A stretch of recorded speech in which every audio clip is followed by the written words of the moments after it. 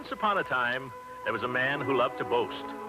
The funny part of it was, he hadn't a thing in the world to boast about, except his daughter.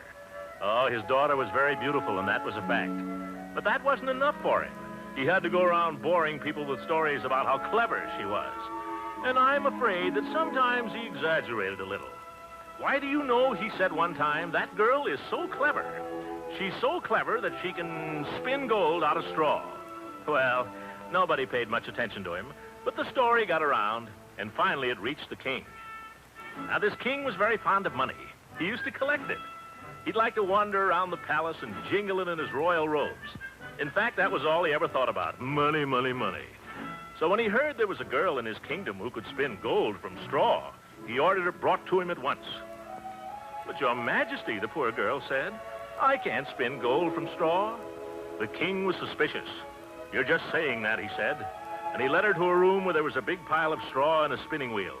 Get to work, he told her, and if all this straw isn't gold by morning, it'll be just too bad. And he slammed the door and locked her in. The poor girl threw herself on the floor and began to weep. When suddenly the door opened, and in walked a funny little man. I give you my word, he was no taller than a wheelbarrow. He had a long beard and a pointed hat, and he wore a little green vest with a great big watch and chain. Hello, beautiful, he said. Why all the tears?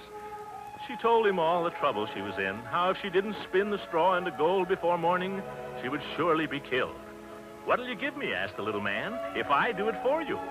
Oh, anything, she said. I'll give you my necklace. It was a deal. He sat down at the spinning wheel, and round it went, till he had spun all the straw into gold. When the king came in the next morning, he was delighted. But instead of letting the poor girl go, he took her into another room where there was even a bigger pile of straw. I don't have to tell you, he said, that if all this straw isn't gold by morning, you will meet a fate so horrible that I can't even think what it is. Well, that night, the same thing happened. The little man returned, and the poor girl offered him her ring, which was the only thing she had left. And before morning, the job was all done. When the king came in, he could hardly believe his eyes. By George, he thought, this girl is a gold mine. He led her to a third room, even larger, where there was easily 1.5 tons of straw. I'll tell you what I'm going to do, he said.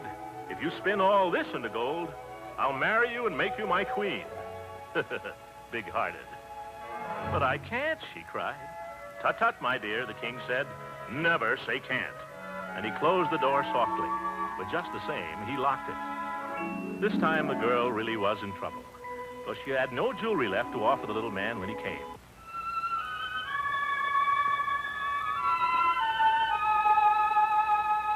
When the little man came to the room where the poor girl had been locked up, all she could do was throw herself on his mercy and beg him to help her.